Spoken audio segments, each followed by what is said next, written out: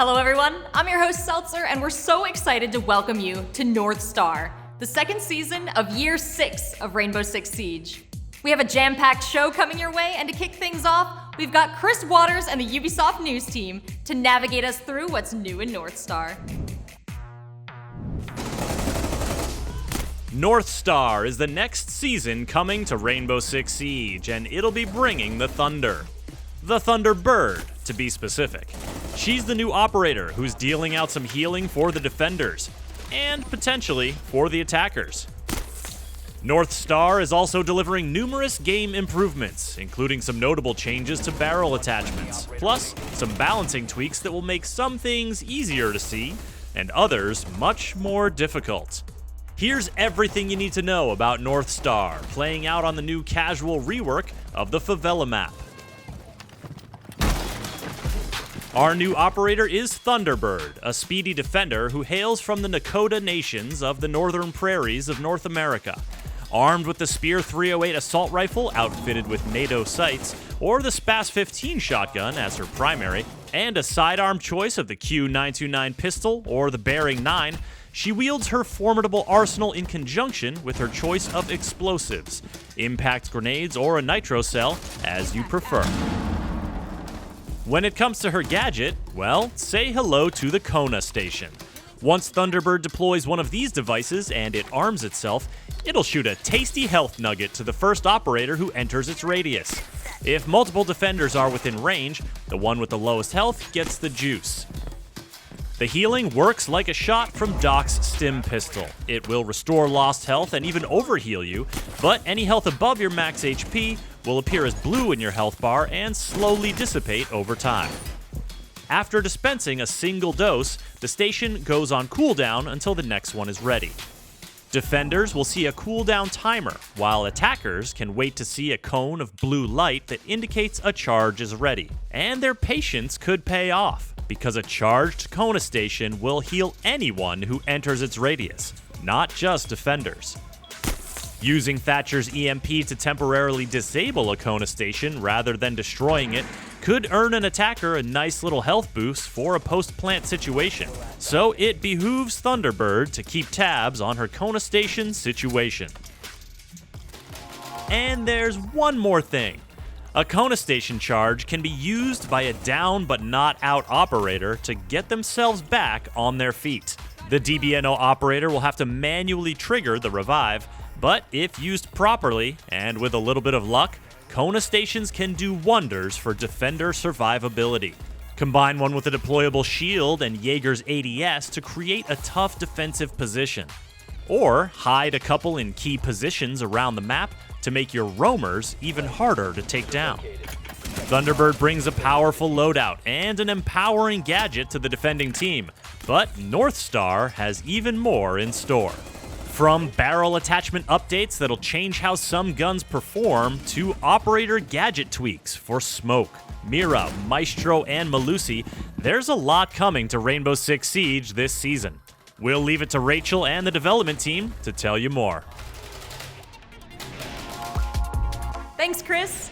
North Star is bringing some great changes to Siege, so let's start with Favela, a map that had a lot of character and a lot of ways for attackers to kill defenders. For this casual rework, the level design team completely redesigned the floor plan and most of the very destructible exterior walls. Here's level designer Joseph Renee to welcome you to the new Favela.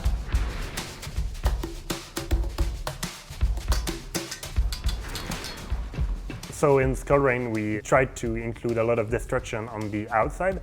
Well, we went a bit overboard. So it really created a lot of difficulties for the defenders. They couldn't roam, they couldn't rotate, they couldn't hold any angles. It was really hard to anchor. The destruction on the exterior walls can be really fun, and we've seen it in Clubhouse and other maps, but it really needs to be used in specific places. The objective for the new Favela was really to keep it simple, keep it balanced, tone down the chaos of the original map, while still keeping that same brashness, the same quick fights, the same quick reflex needed. I can't really go through all the changes we made from objective to objective because the layout is completely changed. Basically, the players are getting a new map because of that. It means less rooms, but bigger rooms. Basically, this is a new map set within the same exterior. I wouldn't say we simplified the layout, but we made it really more clear. In the old one, I would enter the map and be lost. That's one thing I think is great with the new Favela. The artists have made a really great work, the color coding and also the thematics. So you know where you are in the map because okay, now there's only one kind of assets, one kind of furniture that is used here. It makes for an easier traversal and navigation. You know where you are, you know what are the next rooms beside you, you know what are the rooms after that room. So it makes for a great navigation, a great flow from room to room, and then you can have all the rotations that are still possible. There is a lot of options for both defenders and attackers to move around the map. Op 4, last operator standing. Friendly's victorious. Thunderbird is the new operator coming in North Star. She hails from the prairies of North America and brings some extra healing power to the defending team. Writer Elisa Saliba and game designer Dominic Clement are here to tell you more.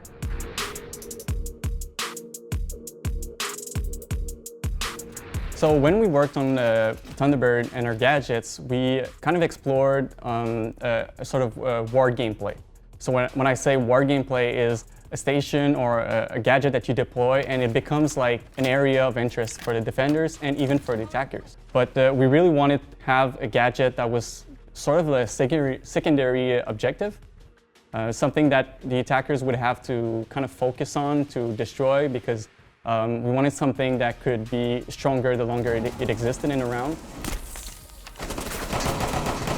These turrets are very intelligent. They have their own little personality. You're gonna see it when you play the operator. They have a 2-meter radius, and if anyone walks within this 2-meter radius, the turret is gonna scan them and determine if they need a healing or not. So they're gonna look around and try to see if anyone needs some help.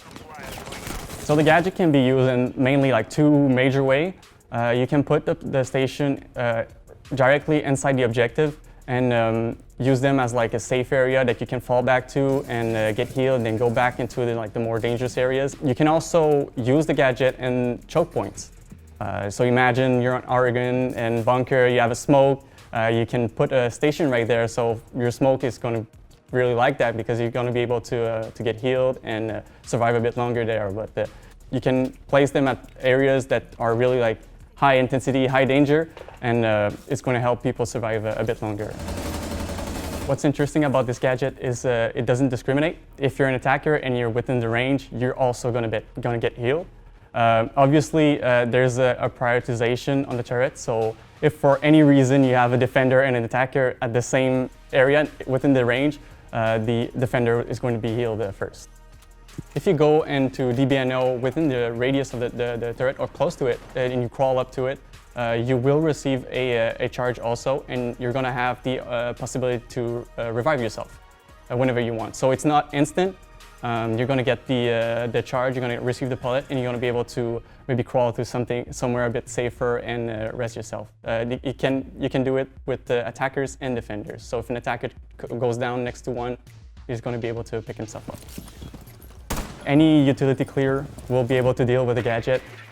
It's vulnerable to bullets, vulnerable to explosions, your typical, IQ, Twitch, Flores, and Thatcher. With the EMP grenade, you can disable the gadget.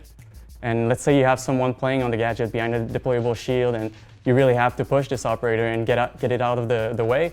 You can throw an EMP grenade, disable the turret, and then push whoever's playing on the turret, and you now have a gadget that you can use for yourself. So the gadget will come back online and you can use it to heal yourself. So primary weapon, she has the Spear 308, which is Finca's AR. It's a very good gun. It's a low fire rate, but a very powerful gun. She also has the Spas 15, which is the auto shotgun that you can find on Caveira. Secondary weapon, she has the Bearing 9, which did receive a small recoil buff. So I think Ivana players were going to appreciate that. she also has the Q929 pistol. Clearly, with the kit we gave her, we expect people to play her as a roamer, but she can very well be a very strong anchor also. With her very good gun, she can be an aggressive anchor player. She can get engagement and get back to her healing station and get healed. She's going to work well with obviously deployable shields. If you have a deployable shield, you can play behind the shield with the station, get the heal. Thunderbird is strong against tick damage operator. When I say tick damage, I mean like Capitao with this firebolt. If you have a Kono station next to you and you get a firebolt to the face, you're going to be able to probably survive a bit longer and potentially even survive the fire. That's something that in the game hasn't been super present, which is healing and people healing each other. I'm a Duck main, have almost 100 hours on Duck, and I have to admit I don't use my heal always on my teammate. I usually use it on myself.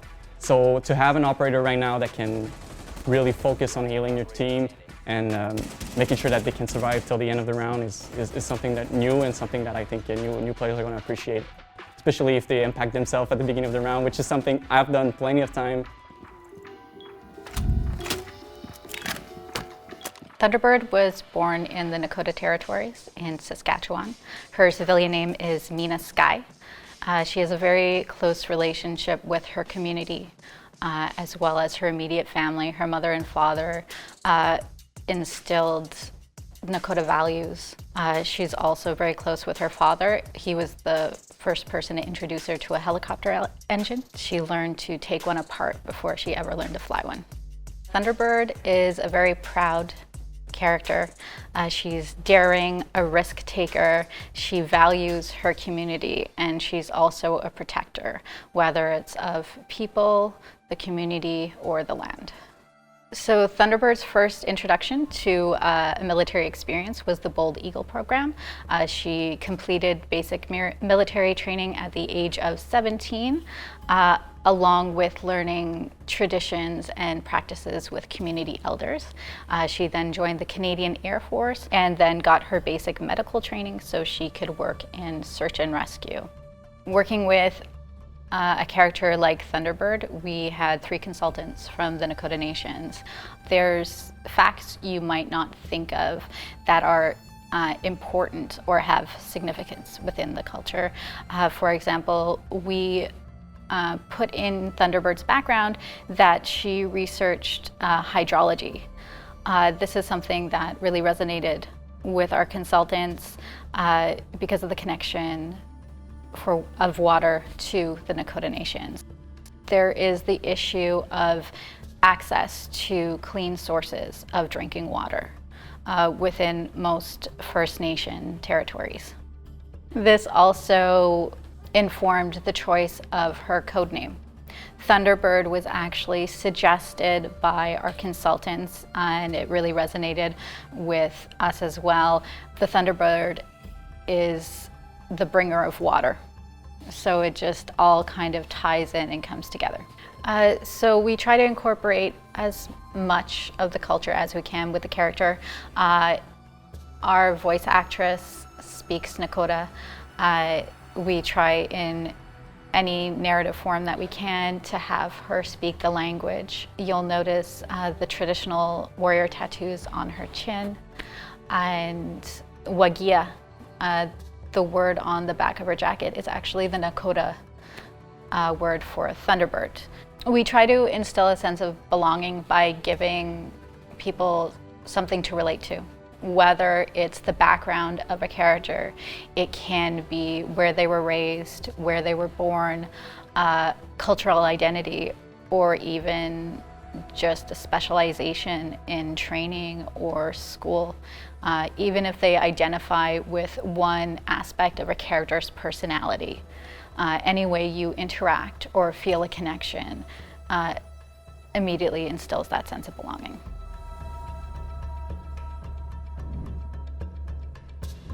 In our Future of Siege reveal last season, we opened up about the type of big balance changes that we'd be rolling out in Year 6. To discuss 2 of these changes scheduled to launch with North Star, plus some updates to Smoke's toxic canisters, we have game designer David Perpignol in Barcelona.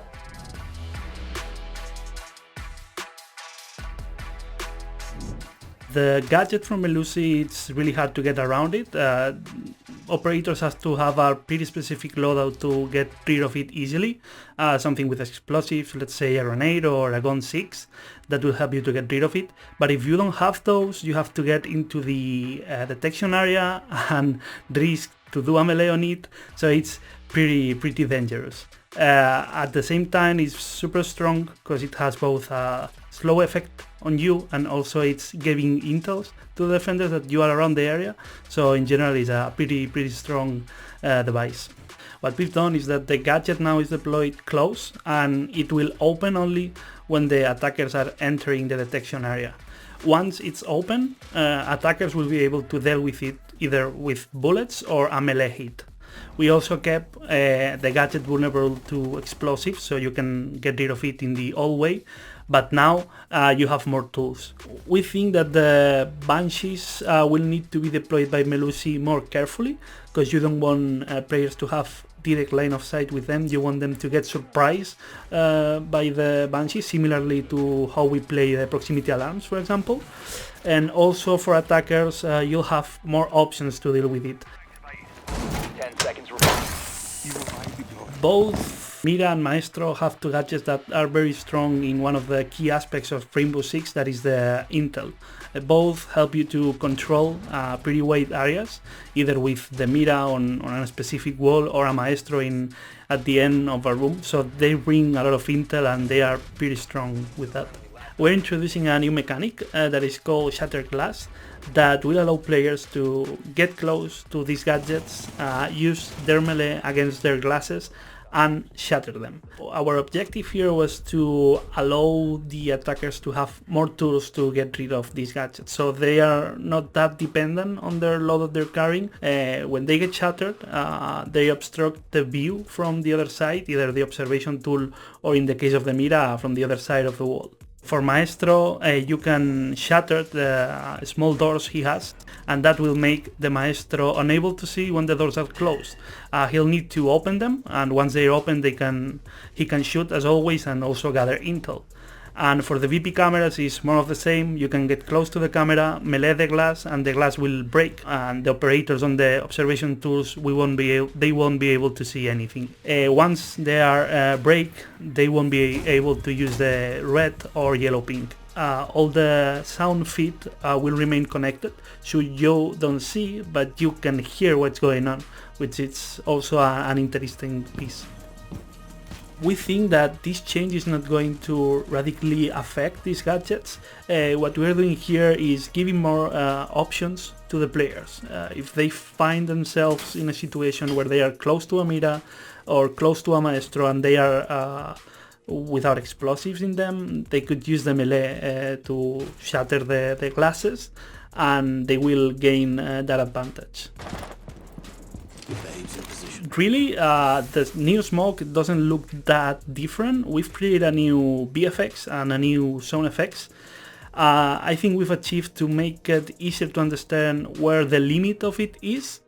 But yeah, it's not that different. We also made some changes in the damage. So in the past, the damage was decreasing while you were inside the smoke area, but the new damage is going to remain stable during all the time when you are inside. Currently, depending on how the canister is placed, the cylinder will deploy in weird ways sometimes, making the gas get through the walls or even the floors and ceilings. Sometimes this is used by accident, and sometimes is intended, and even some default plans in some maps can be denied with this small glitch or strategy, let's say. So we've included a new propagation system that is based on the current fire propagation system. What it basically does is that it avoids all the time to get through walls, and what the smoke does now is that it tries to propagate through the holes he found. So if you threw it next to a window, it might propagate depending on the exact position, but it will propagate through the window or get through the door in a similar fashion to how fire propagates.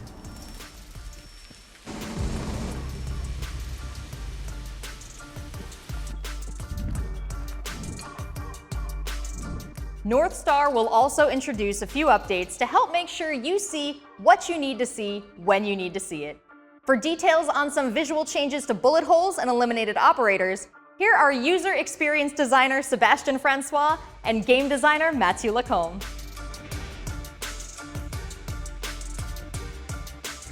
We've all done this. You enter a room that was drawn and suddenly you die to a wall. Yeah, we're tackling the bullet holes. Today we have people shooting a small 9mm in a wall and then try to peek through it. We're tackling this topping to make it more fair on both sides. You will never be able to see from a single bullet hole. So if you drone a room, you know that there won't be anyone looking you through a peephole or something like that. No. The crumble system doesn't change at all. If you put 3 bullets with a DMR in a wall, it will still destroy the same way. If you're using the shotgun or CSRX to create some destruction, they will work the same.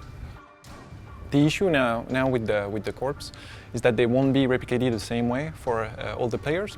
So sometimes line of sight will be available to you, but it won't be available for another one. So that will lead into like very unfair situations where you're going to take decisions that maybe were not the best ones just because of the replication of the body.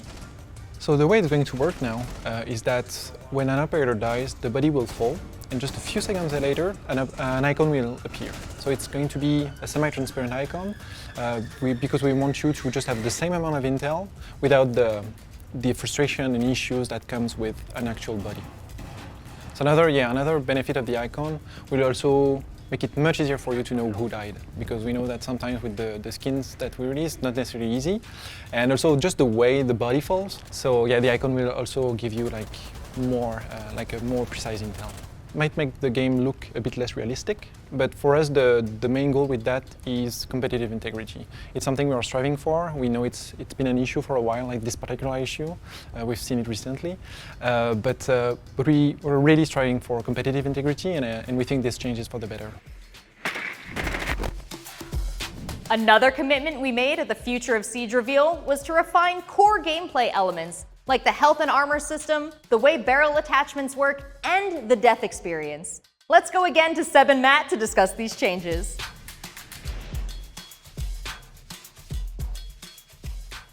So regarding the armor system, currently the armor system is based on damage modifiers. And we already have a lot of damage modifiers in the game, like with limb penetration, wall penetration, drop-off damage over distance. So there's already a lot regarding damage modifiers, so the armor system in there makes it really hard for you to know what is the impact of the system. It feels like sometimes picking a 3 armor, you just feel like you're picking a slower operator and don't really know what is the advantage of picking that operator. So we want to improve that and make the system much clearer. We're just going to be converting armor to health. So that means that a 1 armor operator will still have 100 HP, but then a 2 armor operator will have 110 HP, and then a 3 armor operator will have 125 HP. So obviously with the change, Rook needed a change too, like a slight change. So now Rook will provide like an extra 20 HP to his teammates. The intent of the change is just to make it much more tangible for you to know what armor means in the game, so now it's health. And also we want you to be able to tell at any given time how much health you have left. So that should help you take better decisions also, should you engage in that fight or not. So we want to also give you more information. So we took the opportunity of changing health also to change Finca. Finca currently is kind of an exception because you just have a temporary boost to your health. So we wanted to remove that and just make it like a regular heal. It's been a while since we touched the muzzle attachments. Those are receiving some changes, so they are more clear to the players. When you equip one of them, you will have a better time understanding what they do. Because currently, well, you ask your friends, you ask someone on Twitch what they use, but we want to make sure that the players have the choice and they know the variety of stuff they do to a weapon. Compensator is mostly changing to really only affect the left and right recoil. So if you're a big fan of the Scorpion but you're missing your shots, that could be a good idea to equip the Compensator on. If you have a hard time with left and right recoil, this is the attachment you want to use now. For the flash hider, now it's only affecting the hop time. So this means that if a gun kicks too high too quickly for you, you will be looking at the flash hider. So this leaves us with 3 main attachments that are vastly different. We have the muzzle brake that recenters your shot more quickly, the flash hider that helps you not go too high too fast, and the compensator that helps you with the left and right movement. And we are not changing the VFX or the fire that comes out of the barrel. Everything will be feelable. I mean, you will equip this one over the other one and you will notice a difference. That's the goal. So what we wanted to achieve with the new death sequence is making it much easier to understand for you how you died. That's something very, very important in Siege because many things can happen. You can get shot through a wall, you can die to a gadget that you never saw. So it's really, really important. And we also want to keep you in the action, not break the flow. Like you died, it's okay, go into your observation tools and give callouts to your teammates. So the first thing that happens when you die, the camera will go out of your operator's body and it will be focusing on whatever killed you. So it can be an operator, a gadget, that's going to be the first phase. The second phase is the replay phase. So now there's not a lot of changes to that, it's just going to be the replay showing you how you died. So you won't be stuck in the death sequence as you were before, you will be able to skip all the phases before. So you will be able to go as fast as you want into the support phase. One of the intentions of reworking the death sequence was to also keep you in the action. And that makes total sense also with the gameplay after death that we are trying to introduce currently on the TS. So the idea is just you died, it's okay, now you just transition as fast as you can into your observation tools and keep playing, keep helping your team win the round. One of the biggest updates in the works for Siege is gameplay after death, which introduces the ability to control drones and gadgets after you die. This is still in development and is not launching with North Star, but we are bringing it to the test server and we want your feedback. To tell you more about one of the most impactful features for the future of Siege, please welcome Game Director Aurélie Debont.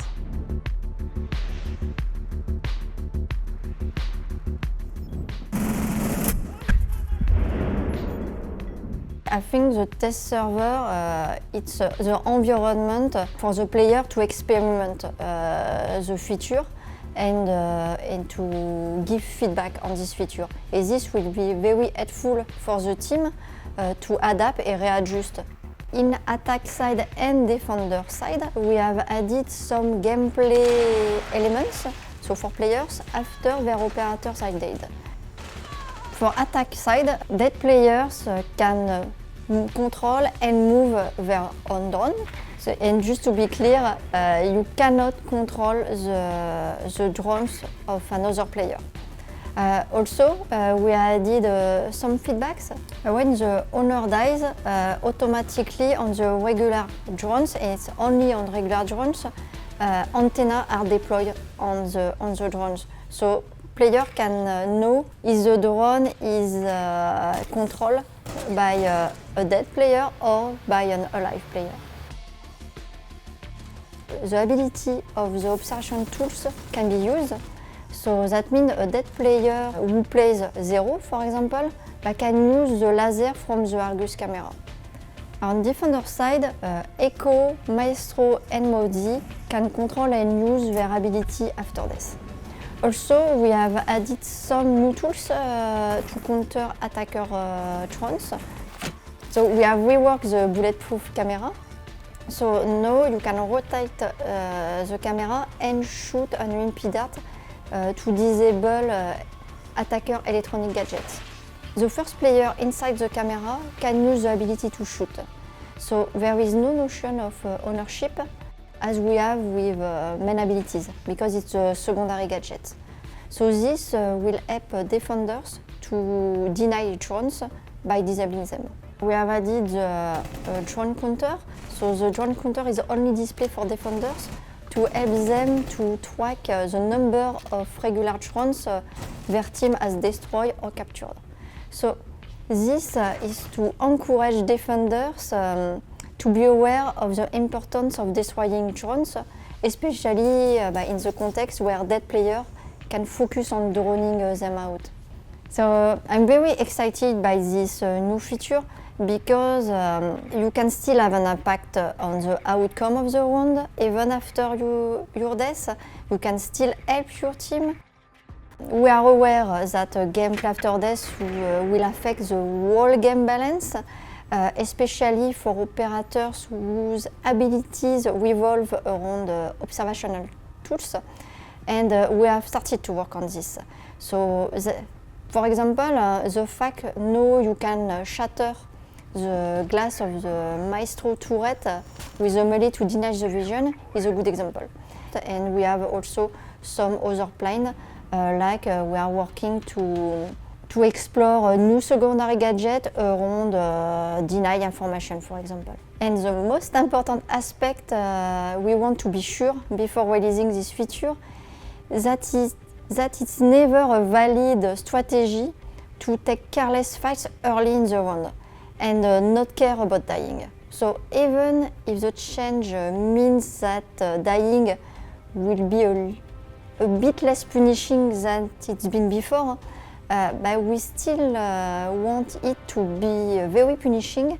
But as you know, balance a live game is without end, and this evolves constantly.